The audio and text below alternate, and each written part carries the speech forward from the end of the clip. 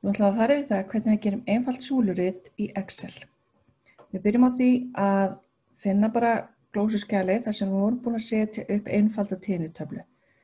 Og við tökum bara gögnin sem við eigum til þar, afritum þau, Ctrl+C,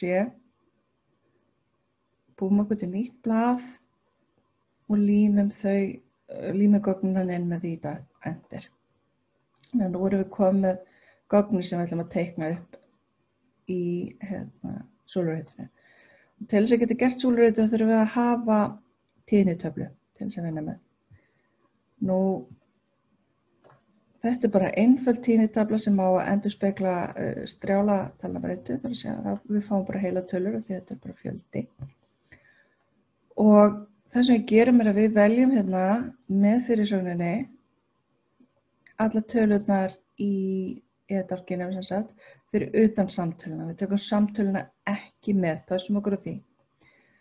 Og þegar við erum búin að velja alla tíðnitölurnar, þá förum við inn í borðan uppi sem stendur insert eða setja inn og við förum í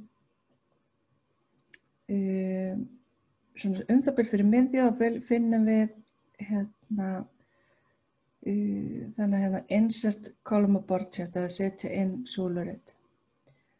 Og við veljum þarna bara 2D column að við ætlum bara að hafa tvívíðan súlurit. Við ætlum aldrei að nota þrívíðu ritin því þau eru svo blekkjandi fyrir augað. Þau eru ekki góð til að lesa úr. Þau eru meira bara svona upp á eitthvað punt og skraut og kom ekki almennilega gagni. Þannig að við ætlum að nota frekar bara tvívíddar súlurit. Smellum á fyrsta möguleikann þar og þá fáum við svona grunn að súluriti. Þetta er samt ekki nóg. Það er engan veginn nóg að skila súluritinu af okkur svona. Heldur þurfum við að byrja á því að minnsta kosti setja rétta merkingar á lárétta ásinn. Núna stendur bara 1, 2, 3, 4, 5 og svo framvegis. En við viljum að þetta súlurit sýni fjölda í bekk. Þannig að við þurfum að fara í borðan uppi og finna select data takkan og þá fáum við svona valmynd ef við erum að nota Windows-vél. Ef við erum að nota Mac þá fáum við valmynd sem lítur allt öðruvísi út, athugið það. En ég ætla að sýna ykkur bara, ef við erum með Windows, þá stendur tíðni. Við getum smellt á það og þá fáum við horizontal category access labels og getum valið edit. Og þá getum við valið allar reitina sem eiga að merkja súlurnar. Við veljum allar tölurnar undir fjöldi í bekk og OK. Ef þið eru að nota Mac þá fáið þið mynd sem er svolítið hærri, það fá valmynd sem er svolítið hærri og lítur svolítið öðruvísi út. Það bil fyrir miðju ætti að vera reitur sem stendur á category x-axis labels og þau geti smellt í hann og valið svona með sama hætti eins og við gerum það. En nú gerum við bara OK og skoðum myndin okkar og sjáum að núna erum við búin að fá þessar réttu tölur undir. Jæja, við ætlum líka að merkja ásinn okkar. Við getum gert það með því að finna plúsin sem kemur á hornin þegar myndin er valin. Ef að þessi plús er ekki til staðar, þá getum við alveg eins bara valið myndina. Hún er valin ef það eru þessi hringir á hornunum.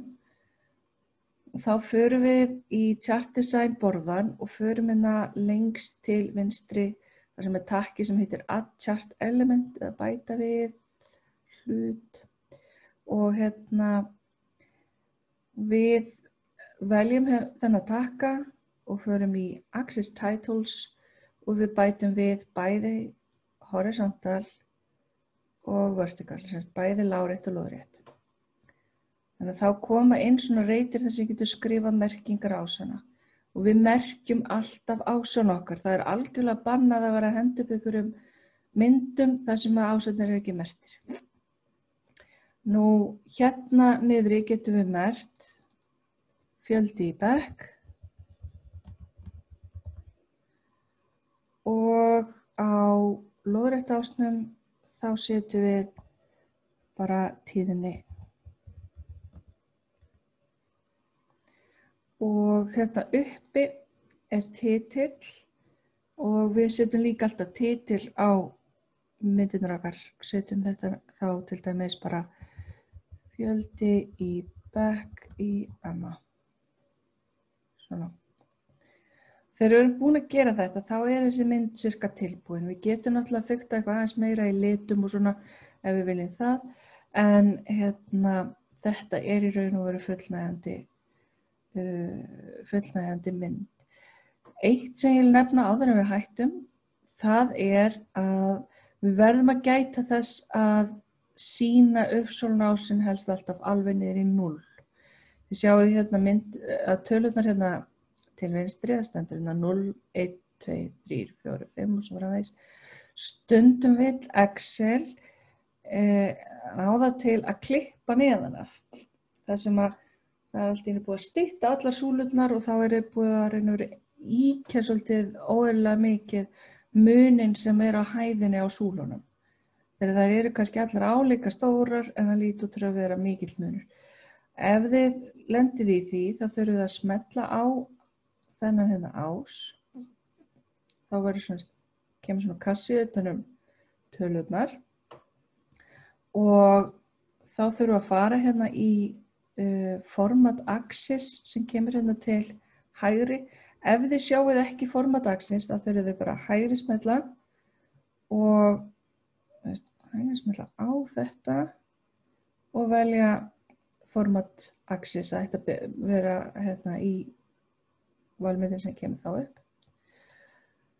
Og hér þurfum við að fara á takkan þar sem eins og svona súluritt. Eru svona súlur og þá koma hérna alls konar möguleikar sem eru sérstakir fyrir þennan ás. Til dæmis hérna, Axis Options, hér stendur minimum og maximum eða lágmark og hámark og við viljum að lágmarkið sé í 0. Þannig að ef það eitthvað annað en 0 þá klippt neðan af súlunum, við viljum það ekki. En þá erum við bara komið með það sem þarf til að geta gert súluritt. Eitt annað sem ég vildi nefna áður en við förum í næsta efni og það það að við getum stundum haft svona hópsúluritt, sett súlurnar í svona hópa. Til þess að gera það, þá skulum við fara hérna yfir á blaðið sem heitir krosstöflur hjá okkur. Við vorum búin að búa til krosstöflur hérna daginn og við skulum taka þessa upphaflegu krosstöflu hjá okkur, krosstöflu sem sýnir tíðni bara hérna, tökum afrit af henni og setjum yfir á súlurita blaðið okkar, setja bara hérna til hliðar og ef við veljum núna alla töflun okkar en ekki samtalsdálk eða samtalslínu, þá getum við farið hérna í Insert og valið súlurit og Tutti Column og þá fáum við súlurit sem sýnir báðar breyturnar í einu. Við erum með konur og karlar, þau fá sérhvert litin. Hérna já og nei og veit ekki. Og við þurfum að bara skipta hérna fyrirsögn og segja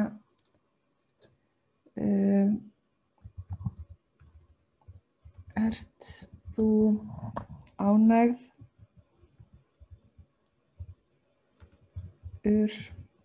með störf forseta?